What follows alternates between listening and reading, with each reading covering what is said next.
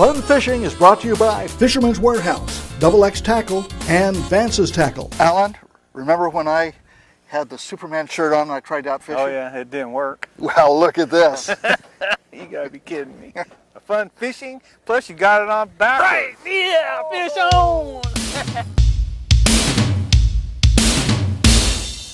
Fishing is fun, but catching fish is funner. Oh, fish tried to attack me. Winter, spring, or summer.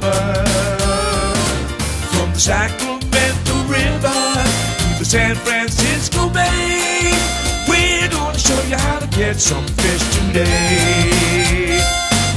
Salmon, bass, or trout, halibut's what it's all about. Stripers on the Delta, Alan and Warren will help ya. Say it like a man, now quit saying it like a woman. Say it. Oh no! You need help!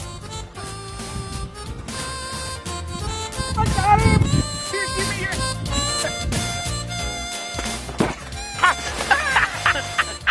It slipped! It slipped! Whoa! You gotta be kidding me. Fish on!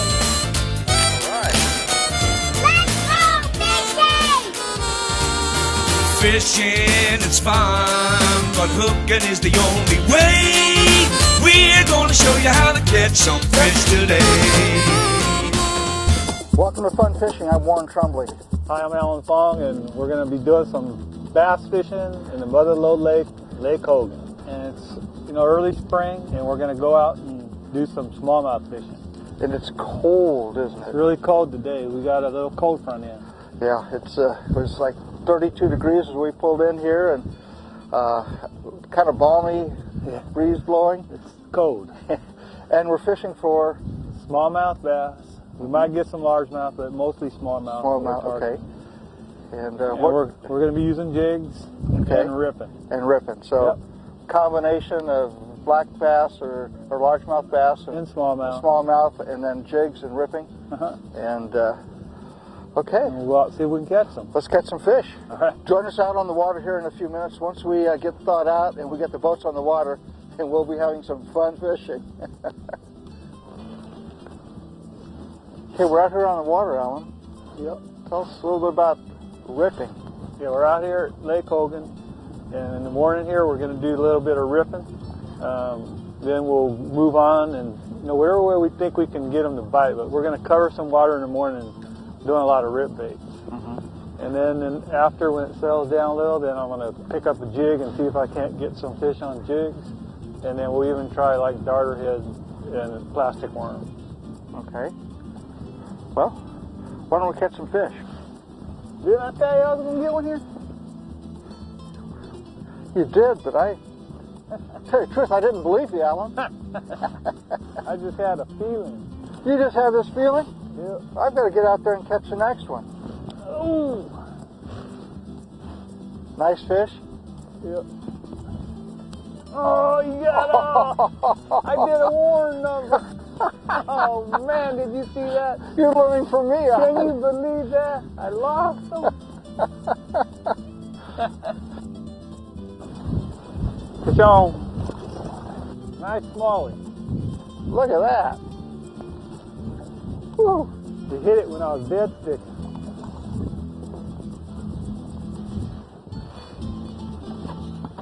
Oh.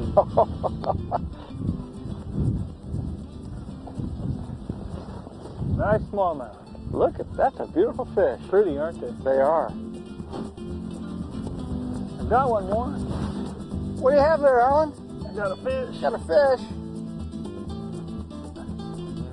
Picked up my jig because we were in deeper water. Oh, I got a nice one. Oh. Oh, look at. Yeah. Oh. Now, how come I can't catch one like that? First cast on the jig. Look at that. Let's take a look at that fish. That's There's a beautiful. Now, the difference between a smallmouth and a largemouth This is a largemouth. Usually you can tell by how far the jaw goes past on a closed mouth on a bass. On The a black jaw bass goes past for largemouth? the eye. The jaw goes back past the eye. Okay. But you could tell they totally look totally the opposite. This is dark green. The smallmouth are usually like a real brownish color. Okay. Real pretty fish. We'll be back with more fun fishing. Fun Fishing is brought to you by XX Tackle, Fisherman's Warehouse, and Vance's Tackle. Well, welcome back to Fun Fishing. After the commercial break, Alan just keeps catching fish. I got lucky. Yeah, I keep getting skunked. Nice little largemouth. Yeah. Well, Alan, let's talk about what we're using for bait and how we're using it. Well, this morning we were fishing the little flatter area, so we were using the rip baits. And we caught a few out there, but we're marking fish. Even when we were coming down, you kept saying, "Hey, you see all those fish?" So now I've backed off, and we're going to jigs, gitsits. They're darter head, and we're just dragging them on the bottom. It's like when we were out on the main body on those flats, they're all smallmouth. Yes. Now we're in a channel where it's a little deeper, they're all largemouth. See, with the jig, you have all the time in the world, so when you're dragging it, you feel it tick, you got all the time in the world. Just take your time. You don't have to hurry up and yank. Oh. Fish on! It's a hog.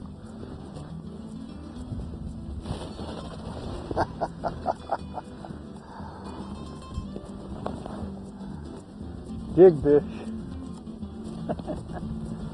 I picked that rod up and boom, got one.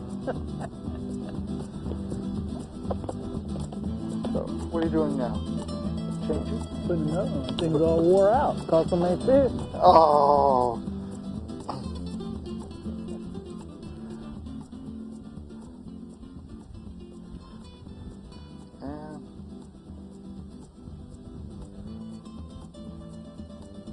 You make a guy feel really bad. All right, I'm going to show you how to do it. You are, huh? Yes. I've been watching you. You're not doing it right. But you know what? I feel like a nice guy today. I'm going to help you out. You're going to help me out, okay. I hope so.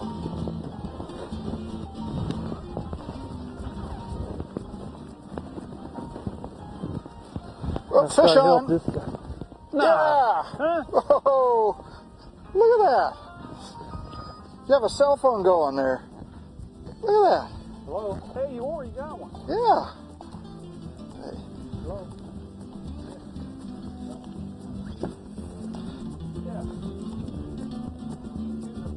Yeah.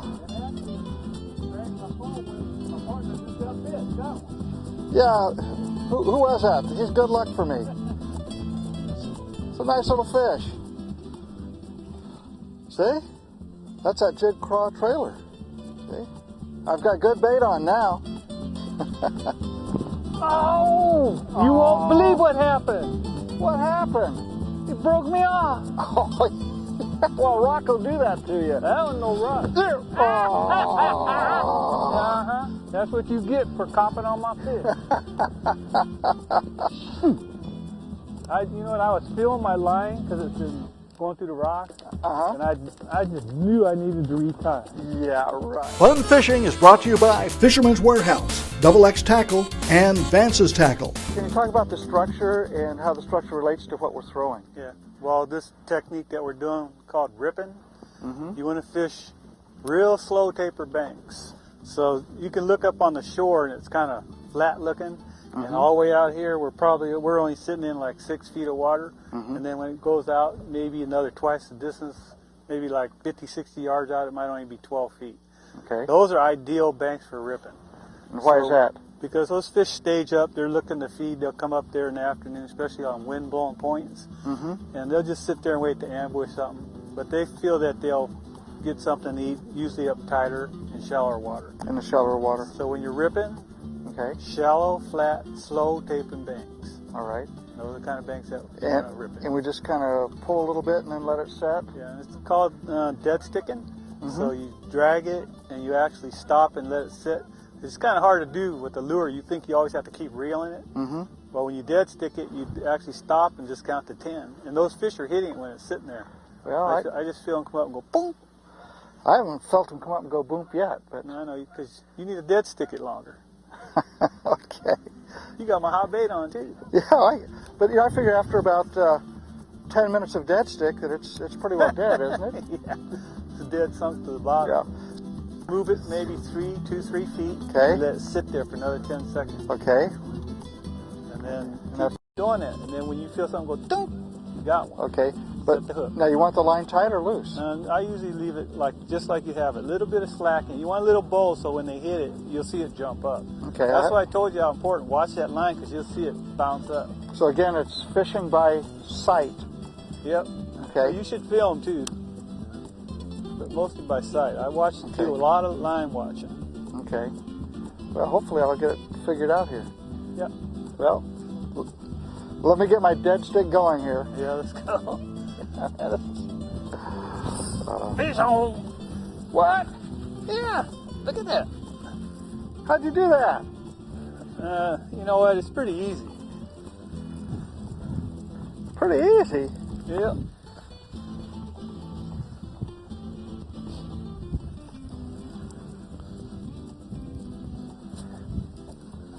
Nice smallmouth. See, we're in this flatter area. We're getting the smallmouth now. See? Okay. And what'd you switch to? I tried a little different technique. This is called Carolina rigging. When I'm not looking, it gets me on a jig. It gets me on a. I change up on you every other cast. I know. I try to trick them. Yeah. You did a pretty good job of it.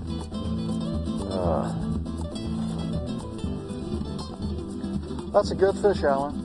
Yeah. Nice little smallmouth. See how little the head is? Uh-huh.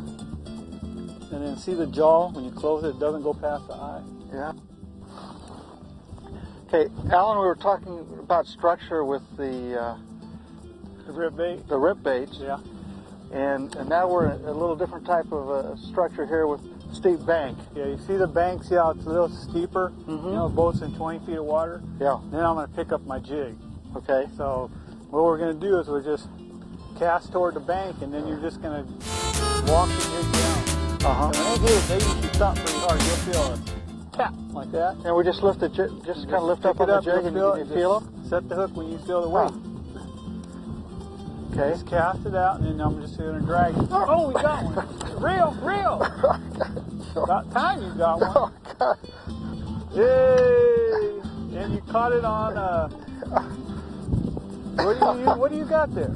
Well, that's the jig crawl trailer. Jig crawl trailer on a persuader jig. Persuader, yeah. That's a nice little smallmouth. Yeah. See, these little deeper banks, you got to use a jig. Just drag it down as it's walking down like you're stepping it down. Uh-huh. And you'll feel them thumping just like that. About time you caught one. Yeah, really. Okay. To start, yeah. Well, it's like you said, it was a classic bite. You know, I just Feel let it it sit, and I felt it picked up, and I just felt the tap, tap, tap. Yeah. And I let it have it, took a deep breath, and sent us a nice fish. Is it? Oh, yeah. Woohoo! On the jig? Yeah. All right. The smallie. Caught it on the persuader jig. All right.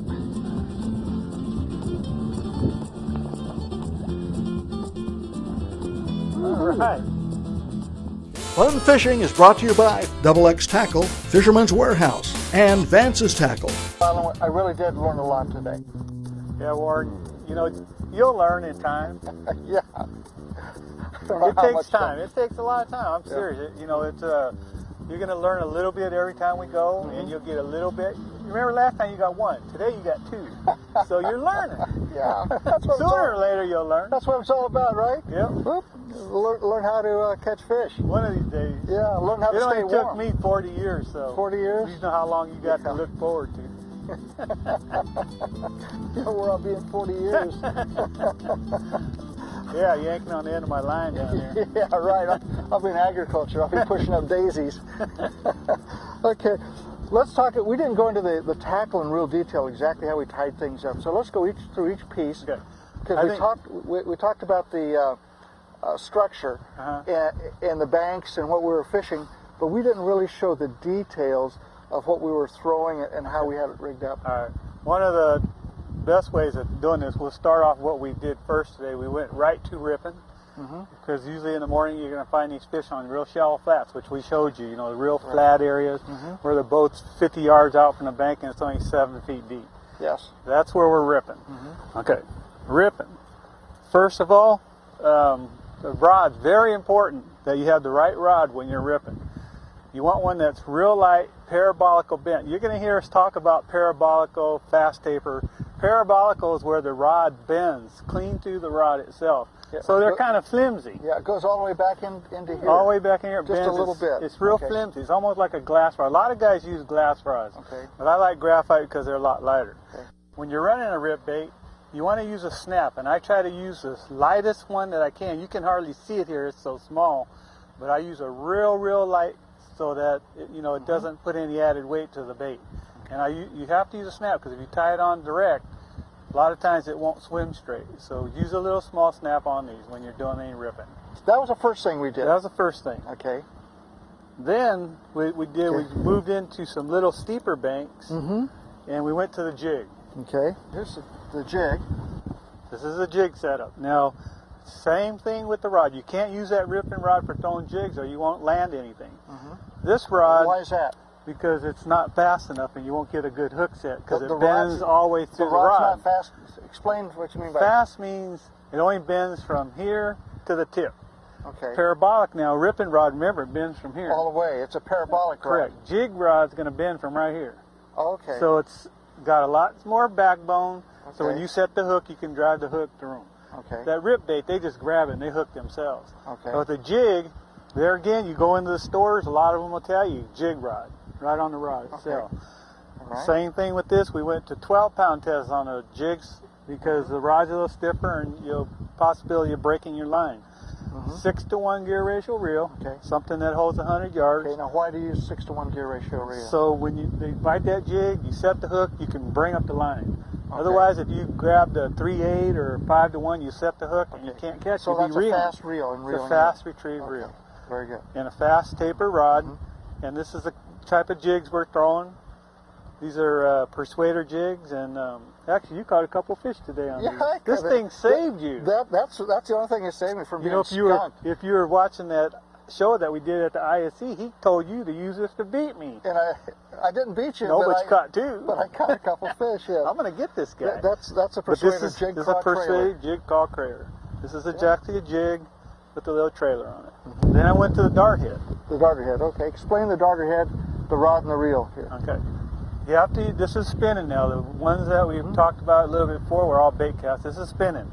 The Why is reason that? you couldn't cast this little 1/8 ounce jig head with what I got on there right now. It's called a Gets It. You couldn't cast it with a bait cast, and you wouldn't be able to cast it more than 2 feet. So right here, I'm using a 6.5 foot rod, fast taper again. So you got hook setting power when you set the hook. 8-pound test. Okay. And I like to keep it light. Something, bass fishing, if you had 50 yards of line, that's plenty. So You keep don't it catch light. very big fish then. No, but I catch a lot. You're my witness. Oh, yeah, you're right. And you just want something real fast so you can get that hook set in him. There's all kinds of baits that you can do, and this is a deadly technique in this time of the year. on You just threw it pre-spawn out bass. and you just would I just throw how'd it you out work and drag it. drag it? Yeah, Okay. very simple. Okay, and the line size, 8-pound test. 8-pound test. So it's a light line. Light. Okay. Now let's go to the next one. Okay, this is Carolina rig. Okay.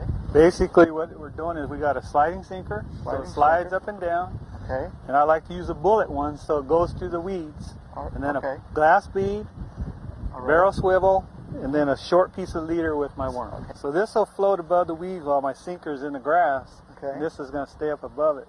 So Okay. the fish can still eat it. So So- once you get weeds on it, you won't get nothing. So so this just floats So around. it's up. That stays on That's the bottom. in the grass. And this kind of goes above it. just floats around up here. Yeah. And they bite it and They they just bite eat it and take off. They bite it right through the worm.